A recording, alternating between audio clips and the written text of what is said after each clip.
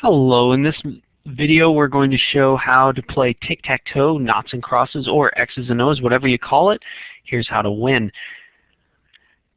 First I want to establish what I'm talking about. When I say a corner, I mean one of these four places on the far outside.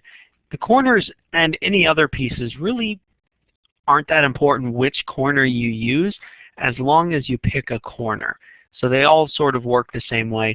If it really bothers you while you're playing against someone, you can actually turn the page on the paper, on the table that you're playing in, and you'll see that any corner can be moved so that they all work exactly the same way. This is an edge. I'm going to call it an edge or a side. And any of these four places, again, they work the same way.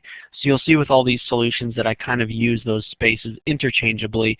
And knowing that, there are really only three options, which helps us to reduce down what we should do while playing the game.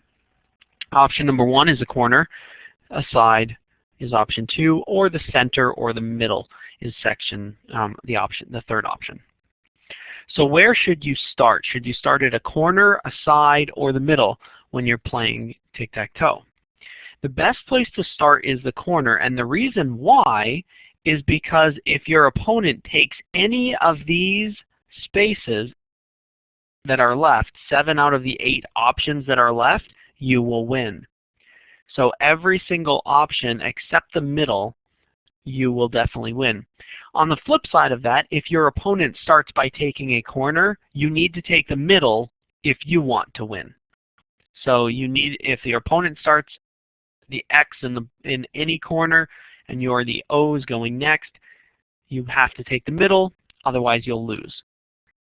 So let's go ahead and take a look at the 4 different ways that you can win here using that X in the bottom corner. Or the 3 different ways you will always win, and then the 1 way that you might win. So your first option is if you pick a corner, your opponent picks a side. It does not matter which side your opponent picks, it's going to end exactly the same way because you're going to take the center.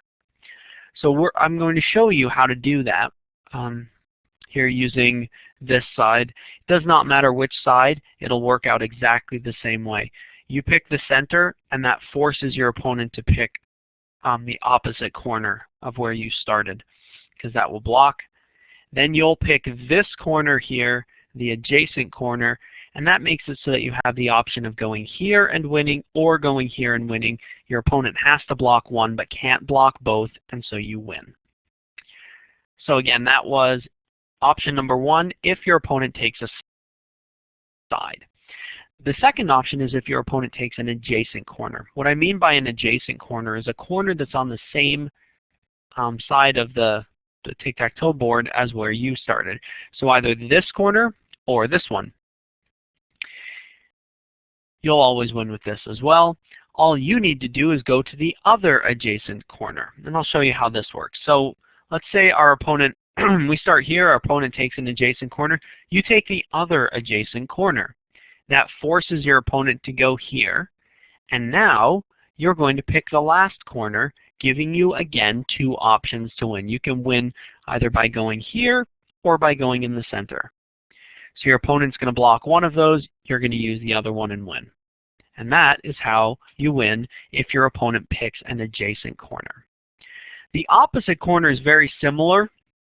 If your opponent picks the opposite corner, you're basically going to do the same thing as you do with the adjacent corner. You're going to pick an adjacent corner. It doesn't really matter which adjacent corner you pick. So you're going to pick an adjacent corner, forcing your opponent to go in between your 2, and then you pick the remaining corner, leaving you again 2 options to win. I thought I'd put this in. You could have put that in, I guess, as just one option, any corner that they picked, but I thought I'd address them separately because this is an opposite corner versus an adjacent corner.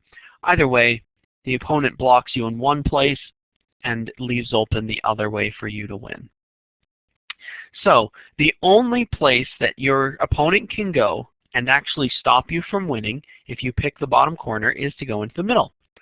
All right, it will usually end in a tie, and you can force his moves by, like, if you go there, you force him to go there. Then you would have to go here to block him, and you would kind of play like a cat and mouse game, forcing a block on each other. Or what you can do is go to the opposite side over here, or the opposite corner, I should say.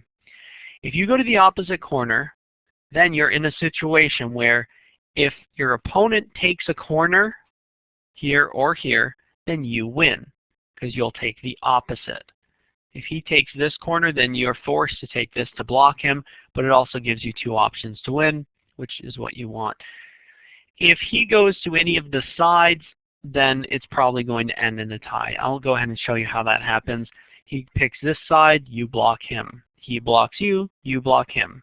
He blocks you, you block him, and you end up in a tie game. The only tie game really option if you start in the bottom, or if you start in any corner at the beginning of the game. Now I want to address what happens if you go second.